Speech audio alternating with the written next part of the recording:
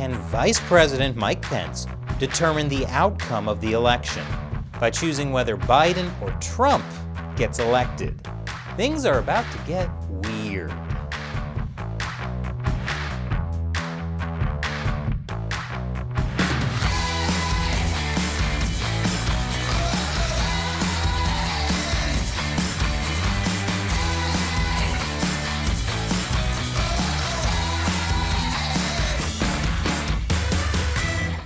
Welcome to America Uncovered. I'm Chris Chappell. We need your help. YouTube isn't showing people our videos and is demonetizing us. Help us fight back by liking and sharing this episode. It helps with the algorithm, and support the show on patreon.com/AmericaUncovered. So, here's something that people are actually talking about. Can Vice President Mike Pence overturn the presidential election? The short answer is no.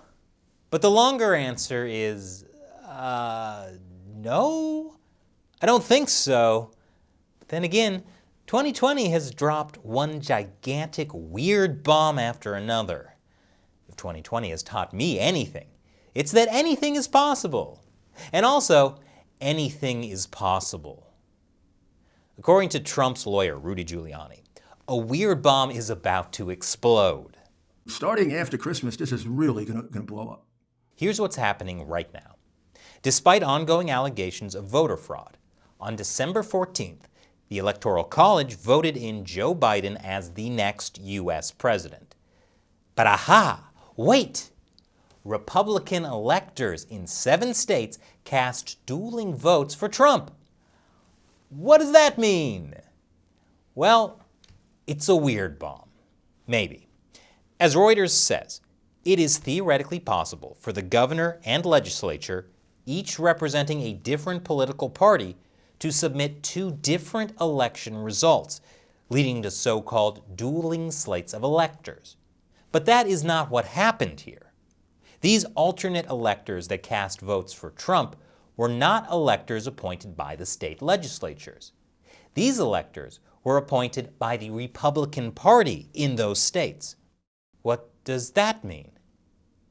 It most likely means that they have no legal standing as electors and won't change a thing. But there are 2 lawsuits happening right now that make things a little more complicated, because there is a chance, a very slim one, that Congress may actually honor these alternate electors, and then Vice President Pence may get to call the final shot. First, there's a lawsuit filed by the election integrity watchdog, the Amistad Project, of the Thomas More Society. The Thomas More Society is a conservative public interest law firm. The lawsuit basically says that state governors have used coronavirus restrictions to prevent their state legislatures from meeting. The lawsuit says that because of coronavirus restrictions, at present, state legislatures are unable to meet.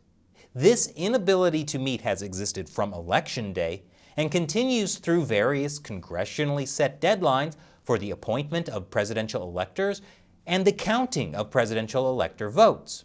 The state legislatures of Pennsylvania, Michigan, Wisconsin, Georgia, and Arizona are unable to review the manner in which the election was conducted, are prevented from exercising their investigative powers, and are unable to vote, debate, or as a body, speak to the conduct of the election. In sum, state legislatures are impotent to respond to what happened in the November 3rd, 2020 election. So the lawsuit recommends that those laws preventing legislatures from meeting be declared unconstitutional. It also seeks to ensure that the Vice President and Congress do not count presidential elector votes from Arizona, Georgia, Michigan, Pennsylvania, and Wisconsin. Yep, that's a weird bomb. But there's a weirder weird bomb coming up next. Republican lawmakers are suing Vice President Pence. What? What is happening? Well, you see, the Vice President has a very important role to play during an election. The Electoral Count Act of 1887 requires the Vice President to affirm the winner of the elections. Vice President Joe Biden had to do that for Trump back in January 2017. He looks absolutely thrilled. And just after, you can see Republican Congressman Paul Ryan, who was Speaker of the House, in the back laughing. But in 2021, it may be Joe Biden who gets the last laugh. Or possibly President Harris. Anyway, on January 6, 2021, it will be Vice President Mike Pence in that spot. And this is where it ties back to the dueling electors. Would Congress actually treat those Republican electors as legitimate? I'll get to that after the break. Welcome back. The Republican Party in some states has selected an alternate set of electors, electors who would vote for Trump instead of Biden when Congress meets on January 6th. But would Congress treat them as legitimate?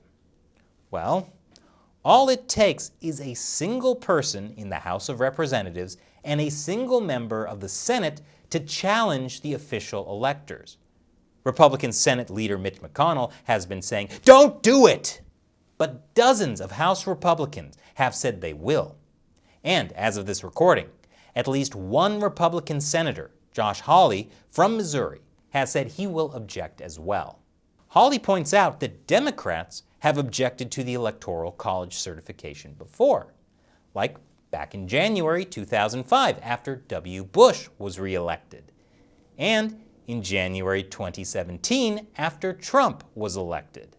At that time in 2017, members of the House of Representatives objected to the electoral tally in states including Alabama, Florida, Michigan, Texas, Mississippi, and the Carolinas. Some members complained about long lines at polling stations, while others cited concerns over Russian attempts to influence the result in Trump's favor. But then Vice President Joe Biden overruled those objections and at one point said that the election was over. That's what Paul Ryan and other Republicans were laughing about in this picture. But one key difference is that in 2005 and 2017, no senators objected, so that's where it ended. But now, coming into January 2021, there will probably be objections in both the House and the Senate. So what happens next? Well, according to the Electoral Count Act of 1887, both the House and the Senate would separately vote on the objections. I think we know how the Democrat-led House would go. And many Republican senators have also said they wouldn't support an elector challenge. So the Senate might not have enough votes to do anything either. But the lawsuit from Texas Representative Louie Gohmert says it should be Vice President Mike Pence who decides. According to the lawsuit, under the 12th Amendment, Defendant Pence alone has the exclusive authority and sole discretion to open and permit the counting of the electoral votes for a given state. And where there are competing slates of electors, or where there is objection to any single slate of electors, to determine which electors' votes, or whether none, shall be counted.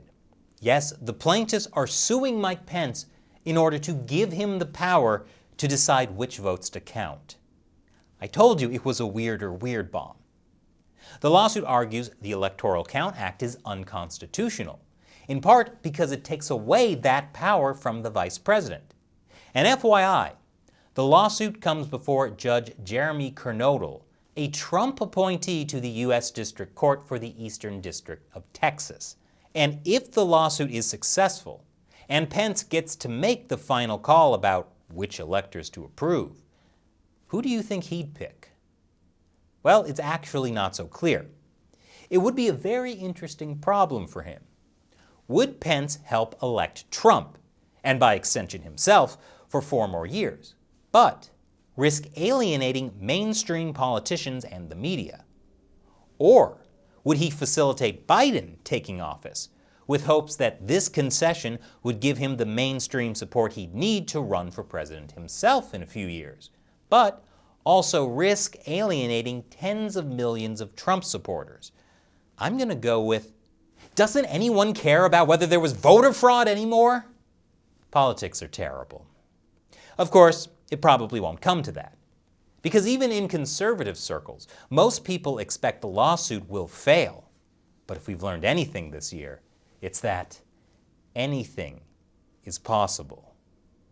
And with that, I put an end to the final episode of 2020. 2021 is shaping up to be a whole lot more of the same. Oh my gosh, I need a vacation. A time machine and then a vacation. Once again, I'm Chris Chappell. Like, subscribe, share. Thanks for watching America Uncovered.